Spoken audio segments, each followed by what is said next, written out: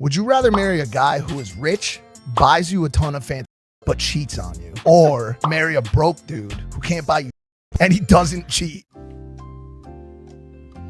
I'm gonna say the first guy.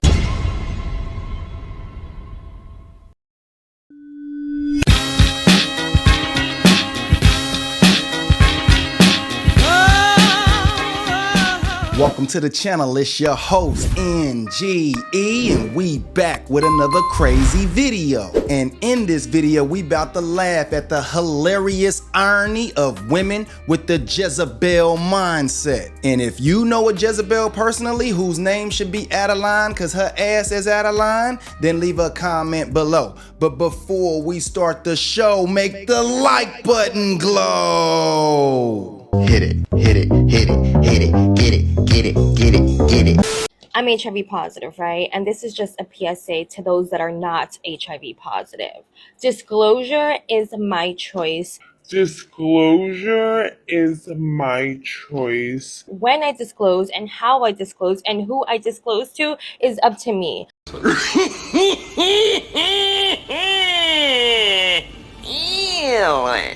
I find it so crazy how people are telling me that I need to disclose before I go on a date. That I need to disclose before I kiss somebody. Yeah. This is the craziest one. Before I even tell them my name. It's not happening. I don't think that it's my responsibility to tell someone that I'm HIV positive if they are treating me as if I'm not. Your health is your responsibility. Adopt the mindset of medical practitioners. Assume that everyone has something until they prove to you that they do not. Right. Why are you kissing a stranger or trying to kiss a stranger that you just met? Why are you trying to have intercourse with someone raw that you just met? You don't know me from a hole in a wall. Why are you trying to put your thing inside of me without any kind of protection? Why do I have to be the one to say, hey, chill out, I'm HIV positive, instead of you asking, taking the time to know me, get to know me, let's go get tested together if you want to take the next step? Why do I have to be the one protecting you from yourself? No, baby, that is not my responsibility. And I just wanted to make that clear. Okay, love you, bye. Just a small announcement. You're pretty close to going to hell.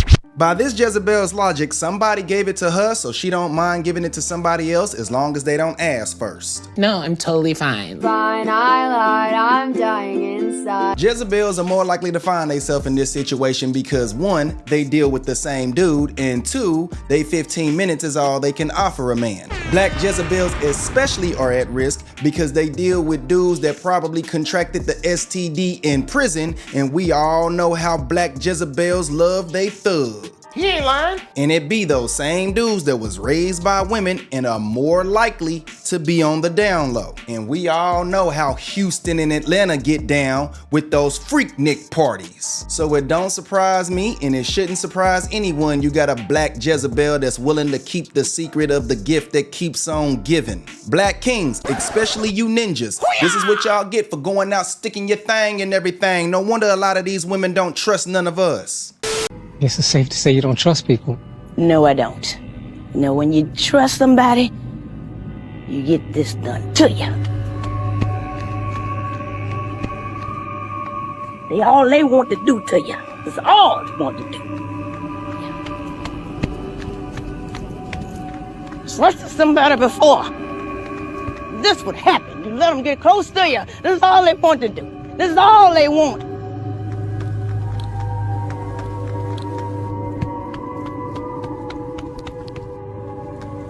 Oh! Watch out. Fellas, if the clip before last don't scare you into the proper man movement, then I got a few more that just might. And this is for you black queens. If y'all continue to get online and show the world your dirtiest draws, don't be upset when the brothers run to Becky. Especially if Becky got booty. Lord have mercy. We must stay focused, brothers. We must stay focused.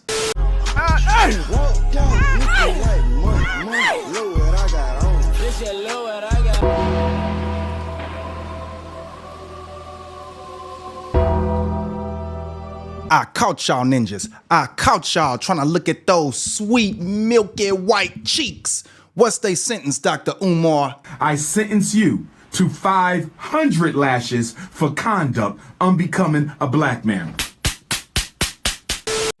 I'm just gonna say, yes, he gave it to me.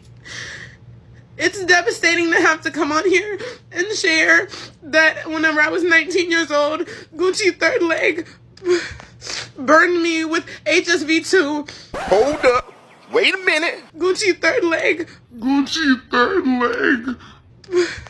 burned me with HSV2. And he told me that he was going to send me his test results. And he never did. And it saddens me to hear that he's done this to so many girls. And there's girls with so many similar stories to me. And they're so young as well. He is preying on the young. He is preying on the new. And I'm so sorry for not saying this 7 months ago. I was scared. And I was making so much money. I can't keep beating around the bush because you guys think I'm lying. And he can't ruin anybody else's life. I didn't know what he was known for. I didn't know who he was. Gucci third leg? Gucci third leg. Really? What happened to female intuition? How come you couldn't feel the burn before you got burned? An idiot. If my boyfriend asks me to marry him, I'm going to say no. Why am I going to say no? Because we started dating 5 years ago. And then a month after we started dating, his friend started dating his girlfriend. And they had a kid after 2 years of being together. We had our daughter after 4 years of being together. His friend pays all the bills in their home. We pay 50-50. His friend got engaged last year. And we haven't gotten engaged. His friend got married this past weekend.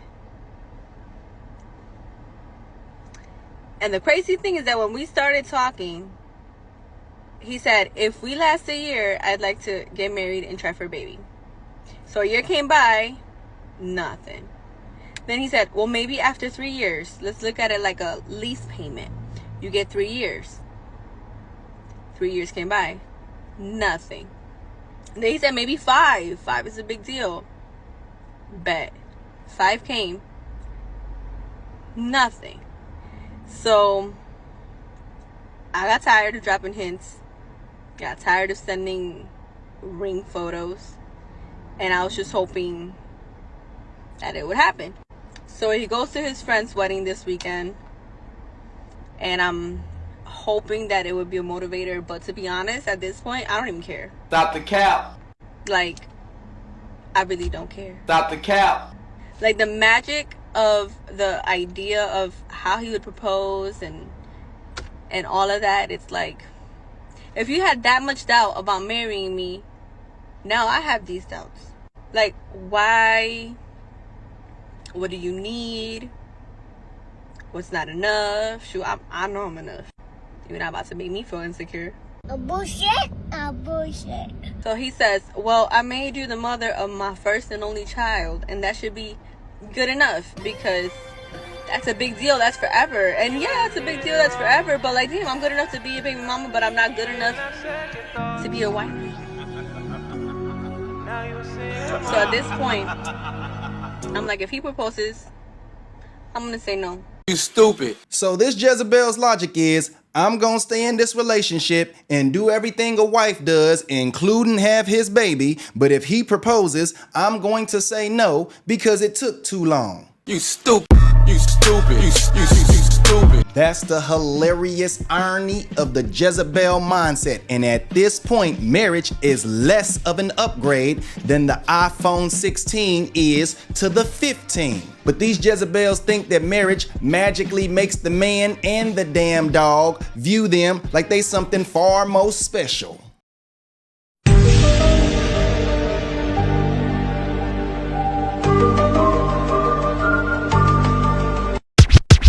I was on a call with a woman that follows my content, and I was trying to make it abundantly clear that her actions are hypocritical to her standards. I don't understand. We all know that women say one thing and do another. So Queen, if you watching this video, this next clip is for you, boo-boo. What do women really want? I don't care what they want. I only care what they respond to. See, my focus is a little bit different from your other guests. There's what women say they want, there's what women think they want, and then there's what they actually respond to. I'm not an academic, I'm not a theoretician. I'm interested in what works on the street when it's time to date and mate. And what women actually respond to is not what they say they want. So what do they respond to? They really respond to a guy who's a challenge, a guy who's a question mark, a guy who keeps them guessing. You see, in the beginning, the less attractive you are physically, the more you have to rely on your attitude. Average looking, even ugly guy who goes out there in the real world and tries to be a nice guy gets his head kicked in. So no more Mr. Nice Guy.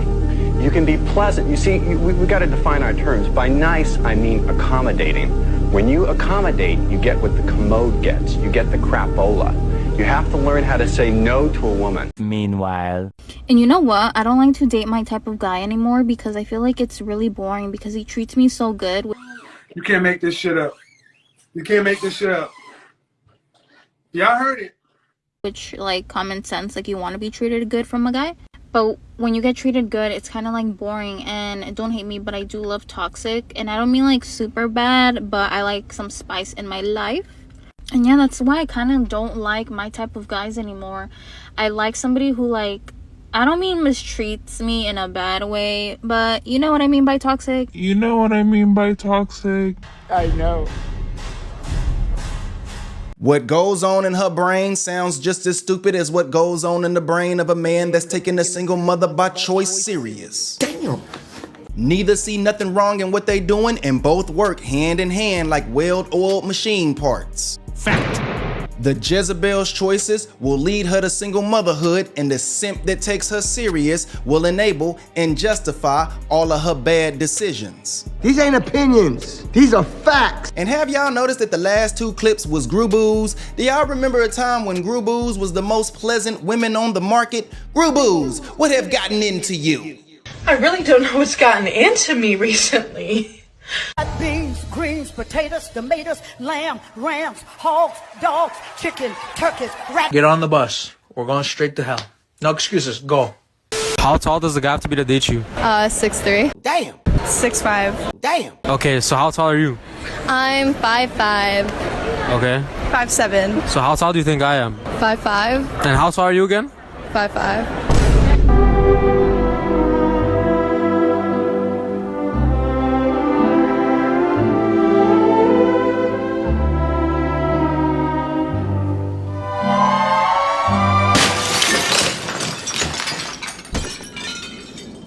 And this is why we laugh at y'all married men, because when women say something stupid, you can't argue with them, because in your household, the woman is always right. And this is also why we could never do a meet and greet, because I'm the type to ask your wife this question.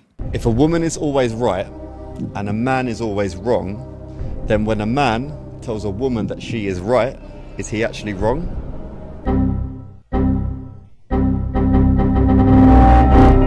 Gotcha, bitch.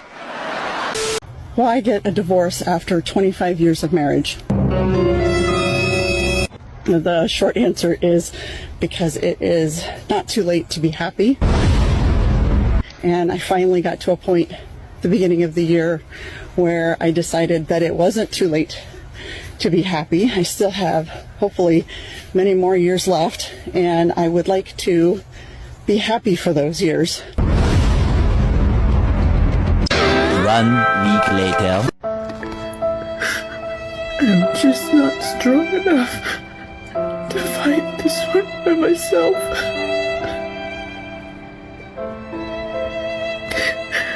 I don't know what to do. I'm here to tell you right now, we don't care. Let me tell you.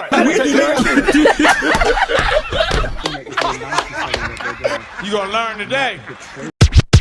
The grass is only green where you water it, and happiness is limited to your limitations for happiness. Men at this age have plenty of options like the Philippines, Thailand, Cambodia, Vietnam, basically Southeast Asia. Don't nobody want the Western modern woman's ancient Egyptian mummy ass nowhere on the planet, even when y'all young. And men don't care if all they want is someone to take care of them and their family. It's a much better deal than anything he's ever gotten in the West. White kings, y'all better wake up. These women are going after your retirements. That's why they waiting until they mid-aged to divorce you. They know that they ain't got nothing coming from my black asses. Maybe y'all should go and get a black job because Trump said that anybody that works a black job will become black.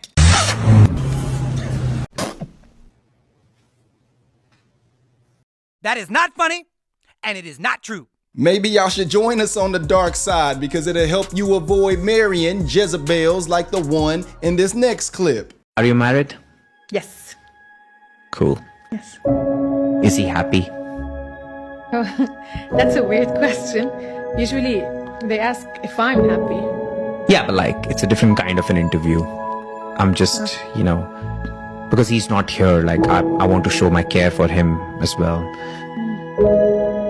Is he happy? Your answer is yes, no? You don't wanna answer that question? No. I think it's okay. I think we got the answer. Who we? That's me and the camera guy. You got it, bro? Well, fuck and fuck. It's better to live alone in the corner of an attic than with a quarrelsome wife in a lovely home. Proverbs 25:24. It's better to live alone in the corner of an attic than with a quarrelsome wife in a lovely home. Proverbs 21:19. It's better to live alone in the desert than with a quarrelsome, complaining wife. Y'all see that? Everything is established based on 2 or 3. Some of the brothers are like, thank you, Jesus, for putting that kick in for me one time. Because my wife been wearing me out. I said, oh, thank you, Jesus. But see, the fact that says that 3 times, and all 3 of them are in Proverbs. That's the Lord telling you. That's how God looks at a bugging, nagging, quarrelsome type wife. He said, man, that's crazy. He said it's better for a man to be on the roof. And not just on the roof, over in the corner. What?